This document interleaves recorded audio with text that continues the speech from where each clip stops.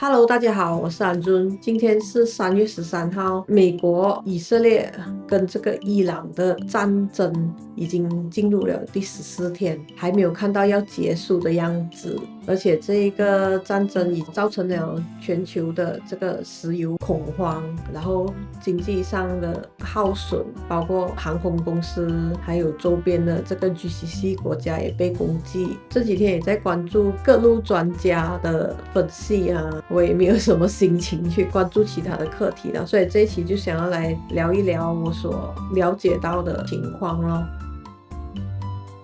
那么其中最有名的就是加拿大的蒋教授，就是在这以前已经预测了美国会对伊朗发动攻击，然后根据他的评论，这会是一个持久战，因为美国在这一方面之前打越南啊、打阿富汗啊、伊拉克啊，都不见得有很好的成果咯。虽然伊朗的神权政府打压自己的人民，也杀了不少的异端分子，但是当那个美国炸了他们的学校，死了很多无辜的小孩，这的确是让人非常的愤怒的。就是本来那个政权再怎么糟糕，再怎么烂都好，大家再怎么不高兴都好，可是当有一个外敌来攻击他们的时候，自己家的那一个纷争都得先放一边来抵抗外敌吧。尤其是这个以色列，就是伊朗跟以色列或者是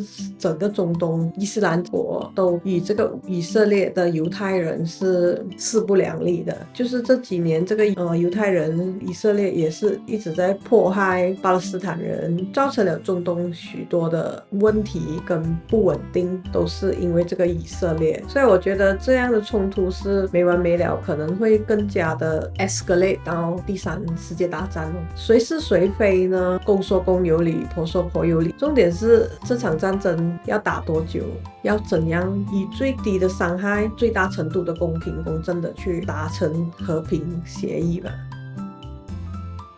孙子兵法里面都有讲了一个核心的概念，就是先为不可胜，以待敌之可胜。简单一句就是心有两节紧啊。那么我们小时候父母也有教过说，兄弟姐妹打架先动手的那个就是错的咯。你要确保自己立于不败之地就是要等待敌人自己犯错，从而自取灭亡咯。所以我们今天看到的这个局势很多专家都已经在说美国是非常的吃亏的。为什么这么说呢？因为第一，美国先发动攻击咯，然后他好死不死去炸人家的学校是什么？死了这么多无辜的小孩，是人都会很生气咯。所以在那个道义层面已经是很吃亏了啦。然后呢，再加上第二，对美国是有很多杀伤力很强大的武器啊、导弹啊，可是制造的成本都不低的，而且它的武器制造商也不能够一下子制造那么多的导弹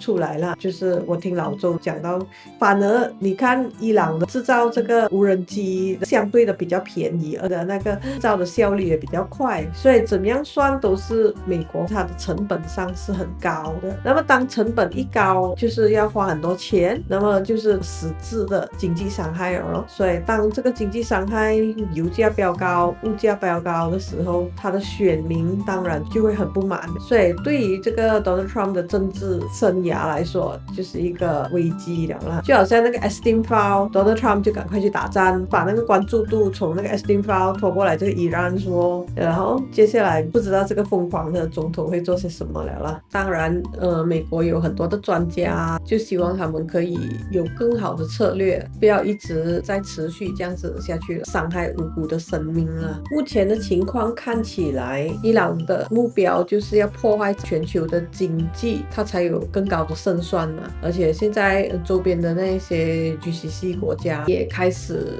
察觉，就是这一场战争根本就是以色列跟美国造成他们那个区域的不安宁，然后那个后果都是他们自家人在承担，所以也开开始疏离这个美国咯，就加上之前特朗普一直在挑衅大家，包括大声喊话要 Greenland， 然后跟英国啊那些欧盟在吵架，跟加拿大也不爽，因为贸易逆差的问题，跟中国啊、苏联啊保持着对立的关系，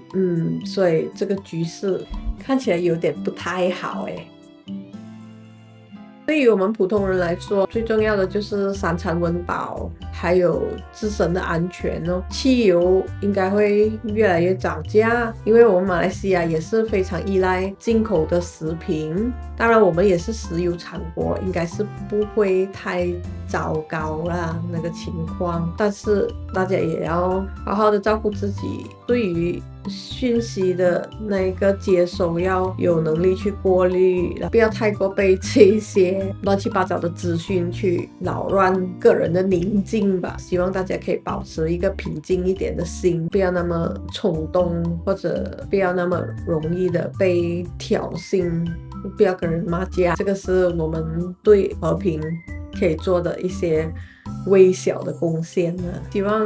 这一个战事可以赶快结束，然后不要再有战争哦。其实如果意见分歧的话，不一定要打架来解决的，其实解决的方法是有很多种的。如果真的是想要打架的话，可以去虚拟空间比赛一场，就看谁胜谁负咯，不一定要真枪实弹去破坏，造成人命伤亡。所以我希望这些老头，这些人类的领袖们不要再打架了。谢谢大家。